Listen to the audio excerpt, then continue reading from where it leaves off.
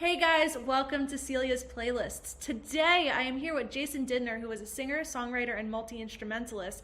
And I really love this. Wait for this. His style is Jersey rock with humor, heart, and soul. So, Jason, welcome. How are you today? I'm doing well, thanks. And you? I'm doing pretty good. Jason, tell us a little bit about your, I guess, musical history. That's what I've been calling it on here. So, what's your background in music and what kind of music do you make? Okay, back when I was in seventh grade, I declared that I wanted to be a part-time programmer, a part-time bowler, and a part-time musician. In reality, I'm a full-time IT guy and a part-time musician today. What happened to the Bowling doesn't bowling? happen as much. Well, that's really cool. I know you're a multi instrumentalist. Tell us a little bit about your style and the music that you make. Okay, I'm primarily a rock player. Um, my first rock concert when I was 16 was Van Halen, and that was a huge influence on me. That made me want to pick up a guitar. And then a generation later, Eddie's son Wolfgang created Mammoth WVH, where he plays all the instruments himself. That motivated me to finally learn the drums during the pandemic. Mm. So I'm very much rooted in rock, anything from hard rock like Van Halen to more straight ahead American rock like Bruce Springsteen. Being a Jersey guy, I've got that. Having going to college on Long Island, I've got a strong Billy Joel influence too. Billy is quite big over here, so I understand you on that one. So I know that you have a certain vibe in your songs. I really like them because the lyrics are so fun. Tell me a little bit about where your writing style comes from, because I feel like everyone has such a different and unique way of coming up with their music and coming up with I guess their lyrics as well. So how does that work for you? Well, the lyrics are often collabs between myself and my wife, Amy. Hi, Amy. And um, we write at the kitchen table, but sometimes we don't know we're writing. We're having a conversation, and one of us will say something funny, and then the other will say that should be a song. So we also write in the car to that extent because one of us will say something funny, the other recognizes that should be a song. We'll turn on the voice memos and we'll start just pitching ideas for a song. And then when we're not driving, when we're home, we can listen back to those recordings and see what might go into a lyric. Very cool. And where does the the tone of the different songs come from? Is it you guys going back and forth? Where do the topics come from? Is it just things happening around you? It's life experience a lot, yeah. In fact, we made two kids albums when our daughter was very young because the songs were about parenting experience. I see. That's a cool different thing. I feel like not a lot of people get into children's music or children's albums or albums about children. What direction was that? Okay, well, we stayed true to our rock roots. We wanted songs that were fun for the parents, that were energetic for the kids, and of course, that had themes that parents and kids together could relate to. Um, and that is under a separate brand. That is Jason Didner and the Jungle Jim Jam, which you'll also come across if you search for me. Very cool. And like what type of songs ended up on there? What were some of the interesting different, I guess, topics that you guys covered in parenting? Let's see. One of our favorites was Jam Packed, about having too much stuff in the car for a family trip. Um, we have songs about going to the beach because that was really our happy place for family vacations. We had songs about pandas, one of our favorite animals. Um, Songs about having fun and including everyone, and not uh, and moving, not just sitting down with your phone. I gotcha. That's like a cool different avenue, but like such a creative way to like, express yourself, especially about parenting. So that's really cool. That's awesome, Jason. So let's get back to like your current music. um, Sure. I know that your songs are quite conversational. I've heard a couple of different ones. Do you have a favorite song that you have out now? And where did that story come from with that song? Sure. Well, the current project is an album that I'm releasing singles off of, and um, the album may be out by the time this gets heard. The album's called Digital Carnival, and every song on the album is part of a conversation about where we're at in technology, what our lives are actually like using technology. I was amazed looking at the lyrics saying, hey, this is not science fiction. This is all going on now. Um, Yeah, definitely. Like I the ways that like, technology has influenced us as people is crazy these days because I'm talking to you through a computer right now, you know? yeah, yeah, exactly. And I just read an article about a couple having their wedding where the husband, the groom, insisted on wearing his Apple virtual reality goggles. How'd that You go? know, with How'd his she own feel about wedding that going one? on around him. That's crazy. That like I don't know if I would want my future husband or like to be on Apple goggles during like the ceremony. But that's actually really funny. But let's take a step forward. So I know that you are a multi instrumentalist. What is your main instrument? I would say my main instrument is guitar, with keyboards a close second. What draws you to guitar? Like, cause I had a conversation with someone. I think it was on one of these interviews actually, where like you think in different brains. So like, what about like thinking in guitar was the thing that kind of drew you to that? Well, certainly, I think there was a strong identity with Eddie Van Halen, with how much fun he looked like he was having up there, and how much fun we had in the audience because he was having so much fun with it. Um, in live performance, there's more eye contact when I'm playing the guitar than when I'm playing the keyboard.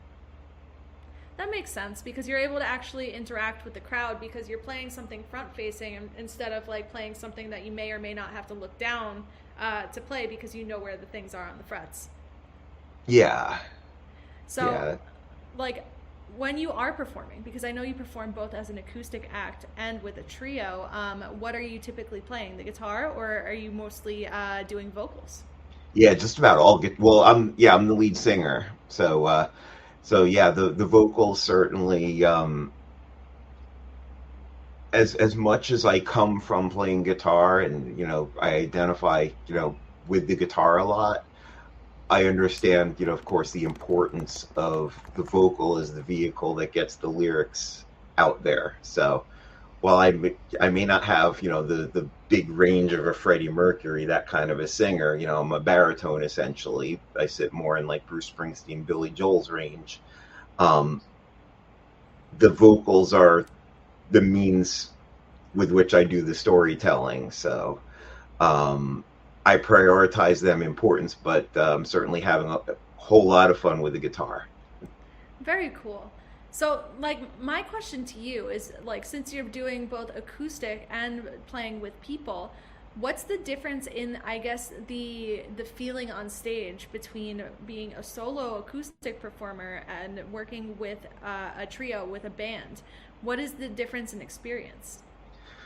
Well, I think playing in the trio, certainly the communication that you have among your fellow players is part of the story that you're telling. I mean, Bruce Springsteen made a great example of that with his interplay, like with Clarence on the saxophone. I gotcha. I gotcha. So, what are the pieces of your trio?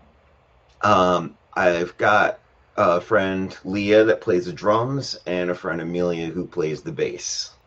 Very cool. And like, do you play with them only out, or do they actually like? Are you guys jamming together, or like what kind of like what kind of atmosphere do you have within your act?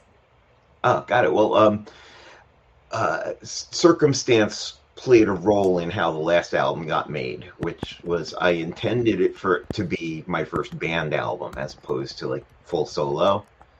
Um, but the bass player Amelia was taking classes and pretty occupied, like right in the thick of it with that. And Leah had sustained an injury; she sprained her ankle.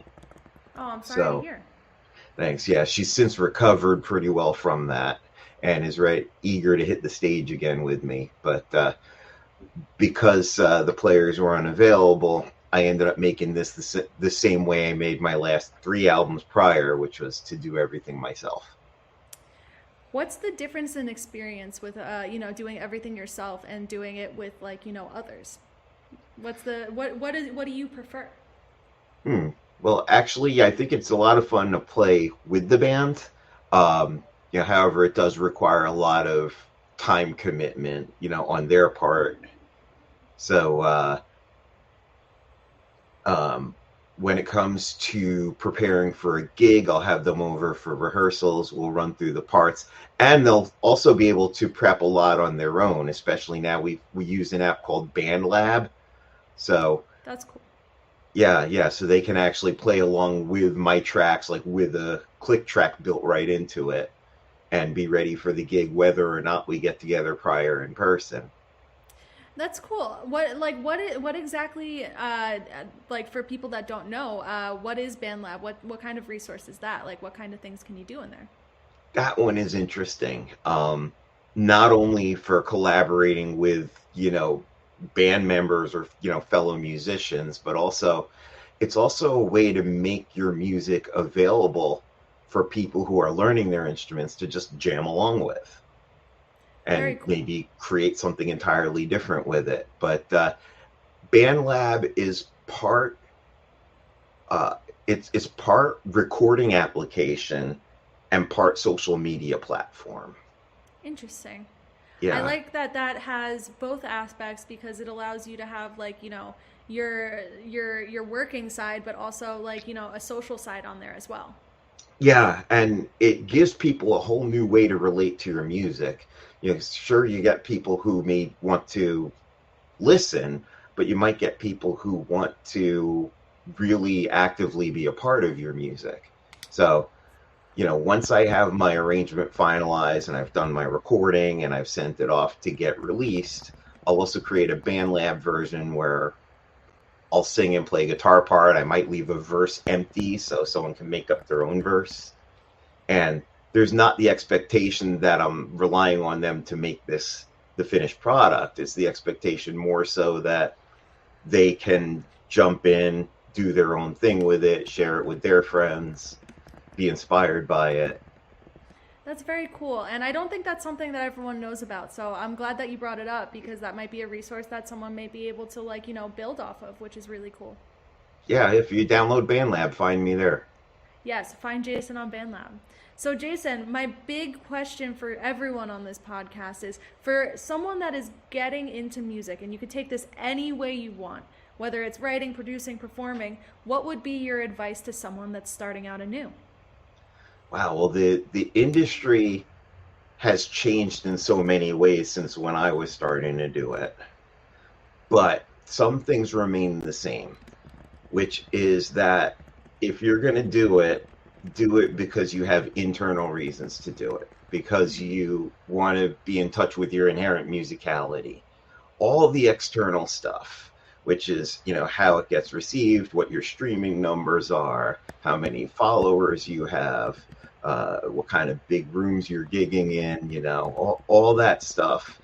Um, is that's external motivation that you may or may not get lucky with. I gotcha. I gotcha. I think that it's important for people to like, make sure that they have their connections to everything. So I and the in, like, it's such a music is such a personal thing, and they need to have their connections to the music, and they need to be able to, like I don't know where I'm going on this. My brain just turned off for half a second, so sorry about that. But I like the fact that you kind of brought up to have like a connection. Yeah, and to really just not be so dependent on the results, like the number of likes, the number of shares, that stops you from saying what you want to say, making the music you want to make. In the '80s, when I was coming up, you know, you were lucky if you got anywhere near a recording studio. Now you have a recording studio in your apartment or your bedroom. Yeah, and Um, it opens up a lot of opportunities that way, and it allows it to be more accessible. yeah, and this also means a whole lot more competition. Spotify gets 60,000 new songs every day. Your song is a needle in a haystack when you put it there. This is true. This is true. But Jason, I know you're on social media, and I know you're on Spotify, and I know you're on BandLabs. So where can people find you? Where can people connect with you? And where can people listen to your music? Well, the center of my musical universe is my website, amzn.to. The best way to make sure that you get my communications without an algorithm interfering is to make sure that you sign up for my email. And I will send you things that I don't post on social media. I will share with you my official videos and official songs before they're released. So, if you think you might enjoy what I'm doing, sign up for my emails, and I will give you extra. I will give you the best of what I got. Very cool, very cool. So thank you for sitting down with me today, Jason. And Thank you. I'm glad that we were able to connect because I know that we've been going back and forth, with some messaging, and it's great to actually meet you in person rather than see you just in comments and messages. So thanks for sitting down with me. I really appreciate and impressed with the commitment that you have to furthering the music scene, on Long Island and online and globally. And I'm impressed with it and delighted with what you're putting out there. Thank you. I'm trying to, create the community that I wish that I had coming up as like, a content creator. And the fact that everyone needs to be making videos and making photos and everything online and promoting themselves kind of allows for me to have a community of people that are trying to promote themselves too. So I'm glad that I was able to like, get in with some really, really amazing artists and help them kind of figure out some ways to get themselves out there as well. So thank you for being on here and allowing me to, I guess, find out and share your story because you had some really awesome things that people may not know about you. Great, great. Well, it's a good interview. I enjoyed it, and thank you so much for making it happen. Thank you, thank you. So, to everyone watching, make sure you check out Jason on all of the different platforms and get in touch with him directly if you want music direct from him. And I hope you guys have a great day, and I'll see you on the next interview.